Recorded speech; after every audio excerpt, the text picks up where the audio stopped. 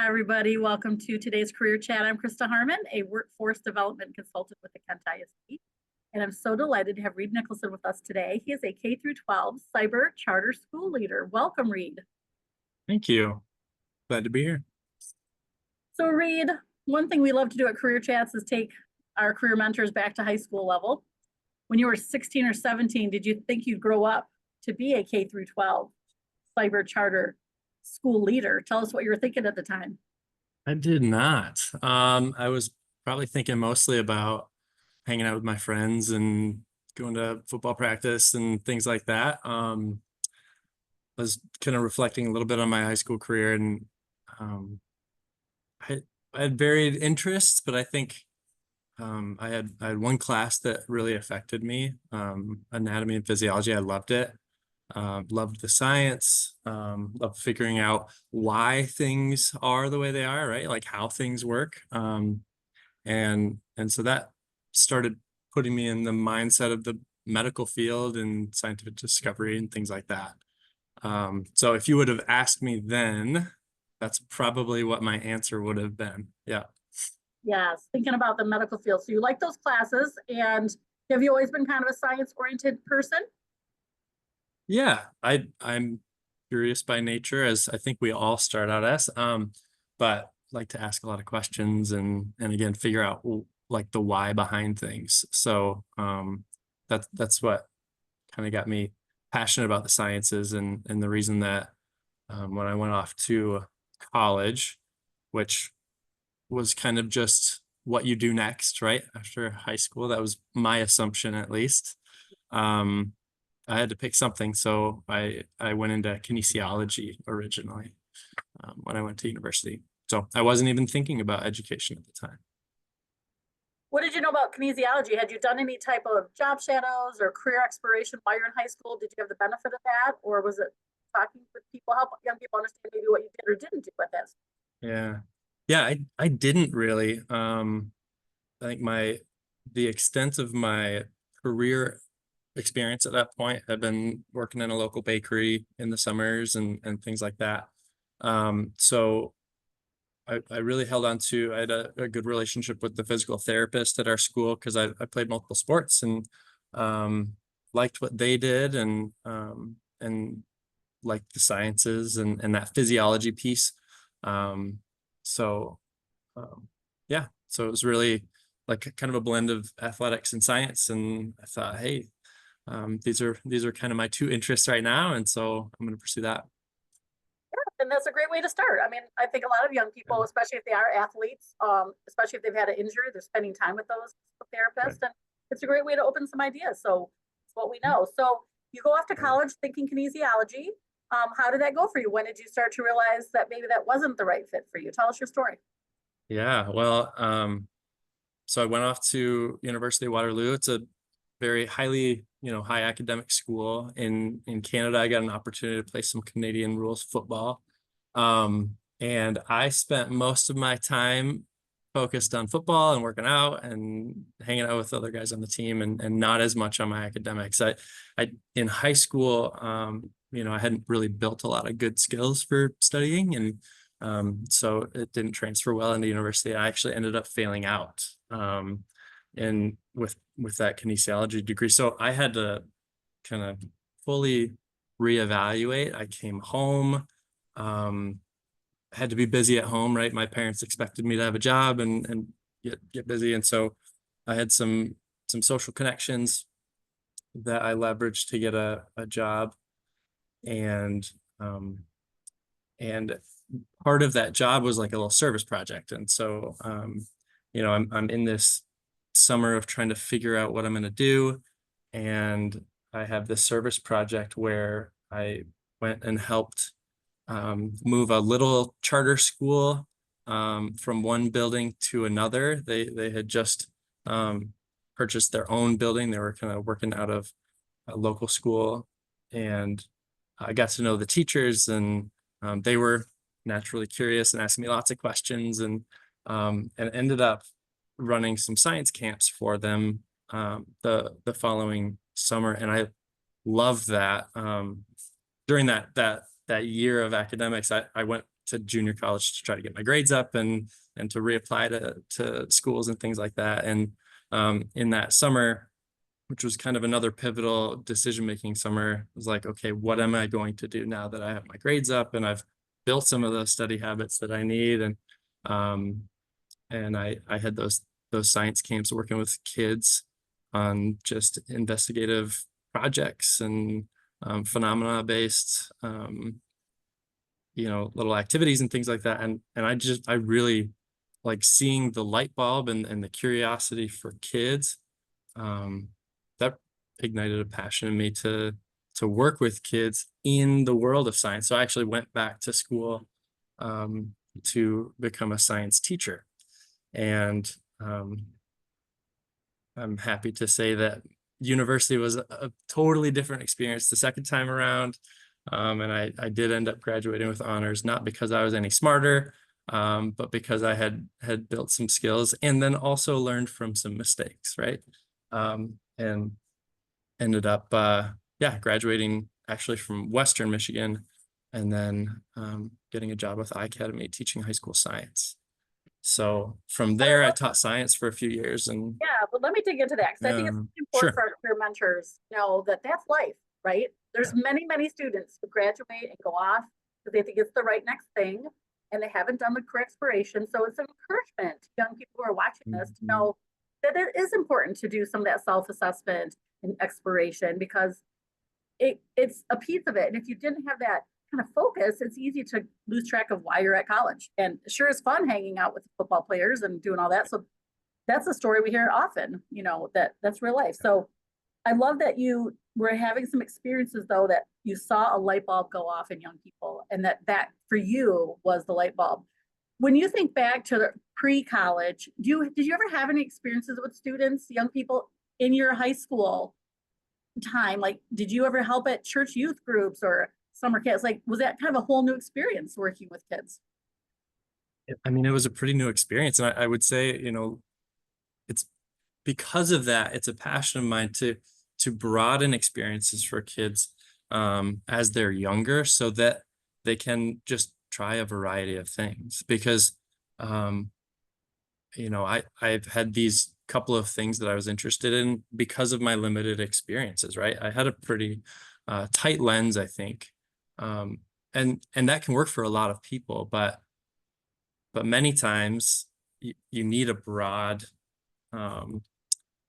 plethora of experiences to say, oh, hey, that is something that I'm willing to chase down. I have some skills for that and I have passion for it, right? Sometimes it's like, oh, I'm interested in this or I'm passionate about that. And then you come to realize, oh, maybe I didn't have the skills or the know-how, or I misperceived it at the time. And otherwise, sometimes people will be like, well, I have the skills for this. I'm going to continue doing it because I feel competent. They may not have the passion. And so I think trying to find something where you can marry the two things in your life is the better bet for finding something you can have some sustainability in. Yeah, I think that's some piece of gold right now that you just gave the young people watching this. Is it's not just about taking those interest inventories at school. It's not just about doing what you're skilled at. It is looking at all those different parts, even our values, what gets us out of bed. So I love that you're sharing that you have to kind of study yourself and opportunities to really find it. And the more experiences you have, the more exposure you have. So that's my passion too, Reid, just to give kids lots of opportunities so they can check it out. Sure. So you went through college, graduated with honors because you had learned some things, you're a little more mature, probably have some new future goals. Started teaching. What was it like when you became a real teacher in the school? Was that real positive? Was there some ups and downs with that? Tell us about that. I don't know. I loved it. I was kind of using some of the natural interests and skills that I had with understanding science and explaining it. But then being able to fill my bucket with seeing kids understand that too, and some kids get excited about it as well. It really was just a lot of fun. Yeah. There were, I think there were challenges with some of the things that I didn't perceive or know about. Even, you go through this very official and professional readiness program like Teachers College. And then you realize how unready you are for some of the pieces, right? You know, classroom behaviors and on the ground teaching and trying to be flexible and change things around because your lesson plan didn't go the way it was supposed to. So there's a lot of learning for sure, but I did realize that it was something that I liked and that I thought I was pretty good at. Why do you help young people? Because there is a teacher shortage out there in Michigan, and you work for a charter school, a virtual based. So why don't you just give us a little insights of what that experience was like, and maybe some of the pros and cons for students that aren't even aware of that as a potential employer. Sure. From a student perspective, teacher perspective, Probably the teacher perspective, probably from your perspective, yeah. So I think it really is vastly different experience, right? Where, teaching in a virtual setting, behavior looks a lot different. I think a lot of people talk about classroom behavior being one of the things that are hardest to figure out, one of the things that brings a lot of burnout for teachers and things like that. And behavior is a result of a lot of different things. And so we see behaviors too, they just look different in the virtual setting. I think, some of the things that are really, really cool. One is the ability, and this is maybe a little bit counterintuitive for people who have not experienced it, but one of the things I really have liked is the opportunity to get to know kids really, really well on an individual level, because of the ease of access one-on-one through tutoring and through mentoring. We have mentors in our school that have a smaller group of students that they really work to get to know well. And I think that like those relationships are super rewarding in a large district with bigger classes.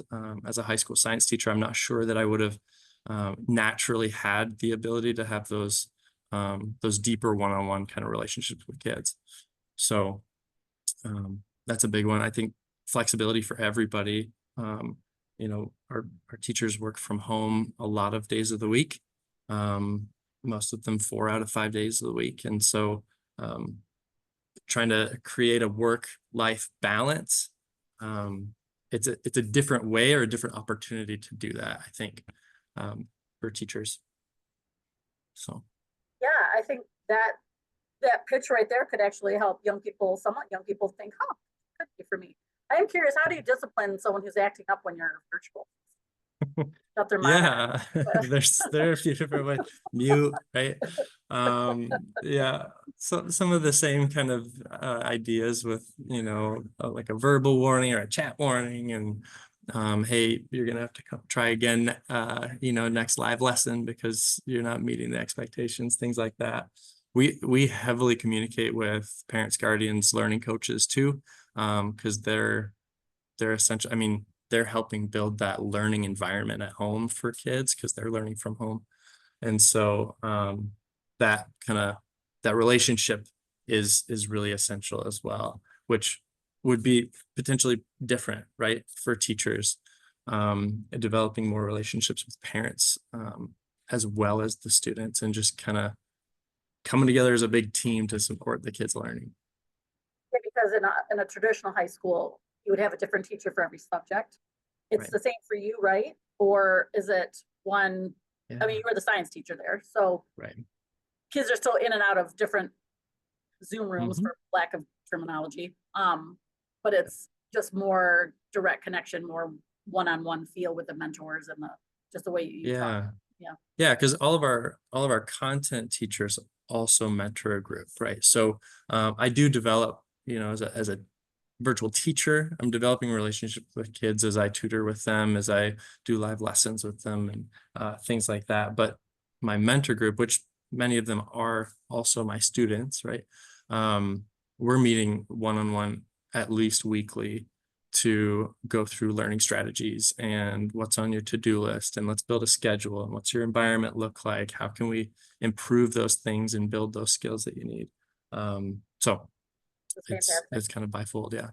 Yes, and that's why we're thrilled to have you today in your roles, because it is different than traditional school. We want young people to understand if you want to be an educator, there's lots of ways that that plays out.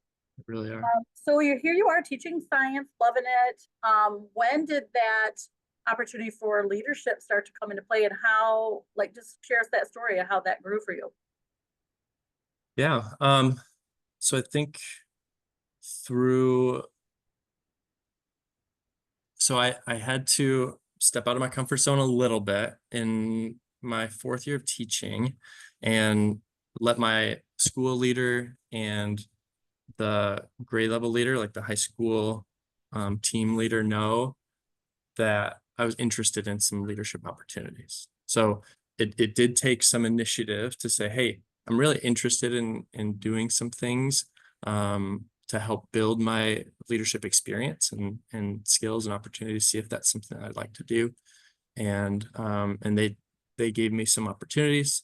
I liked it, and I think they enjoyed the results. And so I ended up becoming that high school lead teacher for a couple of years. And then um, when our school leader of many years left, there was an opportunity and I applied. So it was kind of both a supported thing, and also I had to take some initiative and figure out if that was something that I wanted to do and that I was ready and able to do. But it did take support as well from some people that I built close relationships with.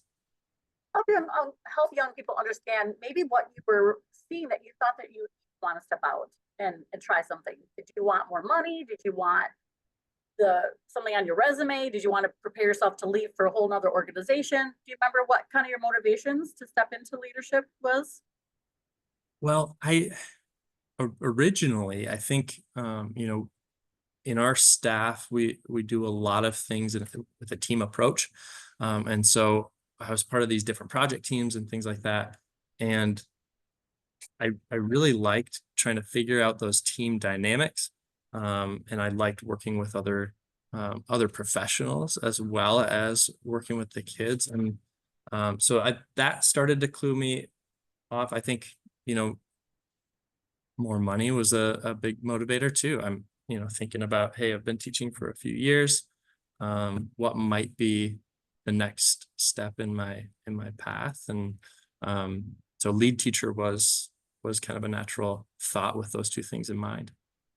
Well, I love the career mentor advice to be thinking ahead and to take that action step of letting people know your interest. And I think a lot of people don't know that that's the way it works. You're kind of waiting to be promoted, or you're waiting for something to happen. But in many situations, we have to communicate what we're interested in. So I love that worked out for you. So you got this new role. Tell us about that experience. And I kind of almost want to focus in a little bit on the imposter syndrome. I have to believe at some level when you got it, you're like, holy moly, what have I done? So help young people kind of normalize that as we take these big steps of faith into our kind of next journey, that it's okay that you don't know everything. Yeah, Or is it? very much so. I think it would have hampered me if I needed to, if I followed the inclination that I needed to be fully ready for the next step before I took it. I think that there's a healthy balance between those things, right? You need to be preparing for it, but fully prepared, that day might not come without the experience itself. And so if I were waiting to be fully prepared, I would still be waiting and may forever. So I think it's kind of, yeah, it's balancing getting prepared and being prepared to step into something new. I had a lot of imposter syndrome when it started, especially I think coming from like kind of an internal person. So these are all my colleagues that I've been working with. And moving into a leadership role, uh, it felt strange and there was a lot of new, and I had a really good team around me that kind of continued to push and encourage, um, and so I have less of that now, but not no imposter syndrome, right? I think it's yeah, it's a real thing that is just gonna come with any social situation, any situation where you feel um like you're moving along, but maybe not fully ready for it. Yeah, thank you for sharing that. I want young people to know that that's normal when you're in a professional position, that you never know everything going in. There's always going to be people around you to teach you and support you and to guide you. Help us understand what a typical day is like for you. Sure. So it's a lot of putting out fires, helping make some decisions, a lot of communication with a lot of different people. So my staff, I also have, um, I'm our coordinator for our work-based learning program too. So I'm still working with kids on the ground, which is awesome. So working with those kids in that class, but also, you know, our management company and my school board, which I have a meeting with later this afternoon, our ISD, the state, right? There's like a lot of parents, there's a lot of stakeholders, buzzword, but that we need to have healthy communication with. And if we don't, then things break down. So it's a lot of communication. And then it's also looking over the next hill and saying what's next, what do we need to evaluate, what do we need to start, what do we need to stop doing, how are things working, and then putting them all into a schedule and making a plan for it and putting the right people on the right teams to make it happen. So I don't know if I have a typical day, but I get into a rhythm. I think there are seasons and there are rhythms that we have, um, and it's a lot of planning for what's coming next. Otherwise, the daily fires are more frequent. Yeah, and I think it's great for some personalities, you know, hearing you talk, that is really attractive to them, that you don't have the boring same old every day. So I think that's where personality starts to come in, and that Yeah. would be a good option.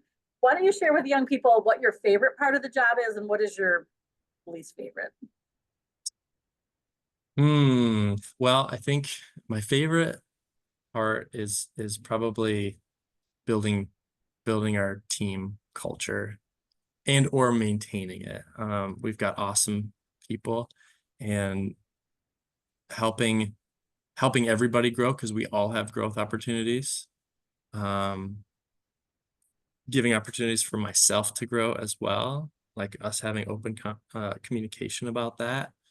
Just trying to build that culture of curiosity, both for myself and for our students, and for each other, but also camaraderie and achievement. Like, hey, we want to be the best at what we do. We want to be, you know, these professional educators that are really passionate, but also feel good about how we're doing what we're doing, not just what we're doing. And so, yeah, I think it's really that staff culture, that team, is something that I'm really passionate about. Uh, State compliance maybe is the thing that I'm not the biggest fan of. I know that there's a lot of need, and that's okay, and we'll work with it. It's just not as fun. So state compliance and reporting on grants and all of that kind of stuff. I'd say we kind of have to aim for proportionate, right? So if you do Yeah, 80% of the stuff you like and maybe 20% not so much. yeah, and unfortunately, I don't think that there's a job that exists that you're gonna love every part of, right? There are things there that you have to do so that you can keep doing the things that you love within that role, and so we've all got them. But yes, as long as the things that you like are more frequent than the things you don't, I think you'll be doing all right. Yeah, for sure. What are there any stories that you like to share, a story that you like to share of when you know you're making a difference, why this is still a passion area for you and that you could see yourself maybe there for a while? Oh man, every year at graduation, it's such a bucket filler, I think, for any teacher or administrator. But I love sitting there and listening to student stories, um, both the ones who, took every opportunity that we have available in our school and are kind of flying off to the next thing, ready to go. And also, one of the most impactful things is students that come to us that are struggling, that this might be like, hey, I've tried these different environments and none of them have worked for me. I'm trying this, but I don't know what else I could try. And then they connect and they find the right support, and they get to graduation and just this sense of accomplishment that they feel, and that then we feel as just being able to be part of that, a little part of that, is awesome. So I look forward to it every year. Well, that's the pitch. We want young people to see education as something that's very honorable and meaningful and impactful, right? So hopefully young people are connecting with what you just shared. Yeah. So we have about 4 minutes left. When you think about kind of the early part as a teenager and just how your career has evolved, is there anything you recommend for young people to be doing right now, if they're even considering that education might be an area of interest? Yeah, I volunteer. I mean, get into your community, find experience. I mean, teachers are looking for help, right? They're looking for community members that are willing to come in and read a book to their kids, right? Something that small, but yeah, get involved with kids. I think, try a variety of things. If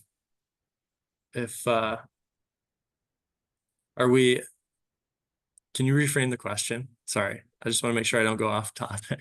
Oh, you're fine. Just, what a student, if they're thinking about education, maybe what they could Yeah. be in high school. And I think volunteering is fantastic wisdom to share and to try a variety of things. That's awesome.